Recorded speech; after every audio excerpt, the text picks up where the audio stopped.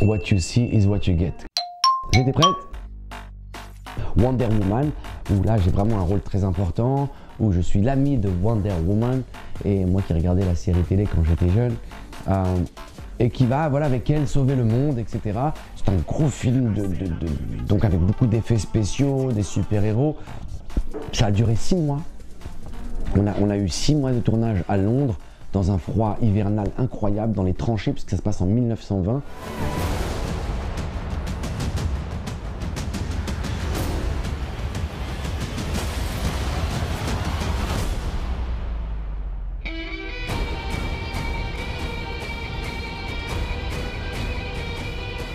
J'espère vous rendre très très fier encore. C'est une nouvelle étape dans ma vie, une nouvelle étape dans ma carrière.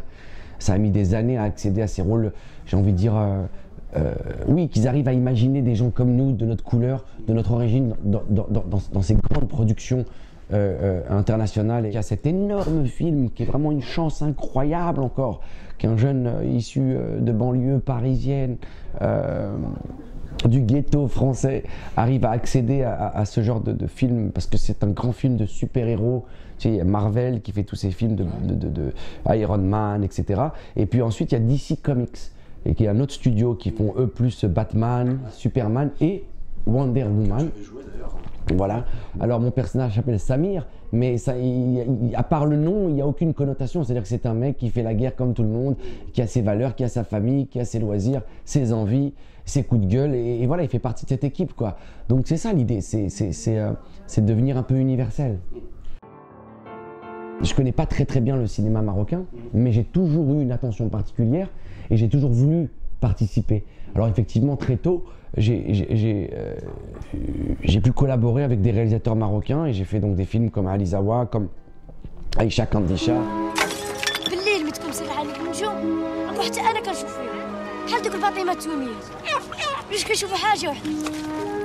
Ma première relation avec le Maroc au niveau professionnel, c'est à la demande de Sa Majesté le roi Mohamed VI, quand il venait juste de devenir roi.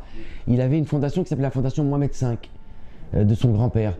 Et il m'avait demandé à l'époque, à moi et quelques personnes, de pouvoir faire des petits spots pour aider la fondation, et surtout c'était pour les RME. Je me rappelle, le slogan c'était Marhaba bekoum fouatankoum. Voilà, donc sa volonté était déjà très sérieuse voilà, de trouver cet équilibre, de garder le lien, etc. Donc voilà, ensuite j'ai fait pas mal de choses pour la prévention routière, parce que c'est un sujet qui me concerne. J'avais un ami qui était mort sur les routes au Maroc, donc automatiquement je me suis dit pourquoi pas mettre mon image au service de cette cause. On a appris récemment que tu allais aussi être l'égérie ou représenter une grande compagnie aérienne. C'est aussi dans ce cadre-là? Alors non, ça c'est un peu différent. D'abord c'est un honneur, et je suis vraiment ravi et content. Donc ouais, j'ai été choisi par cette énorme compagnie marocaine de transport aérien, dont nous n'avons pas le droit de citer le nom.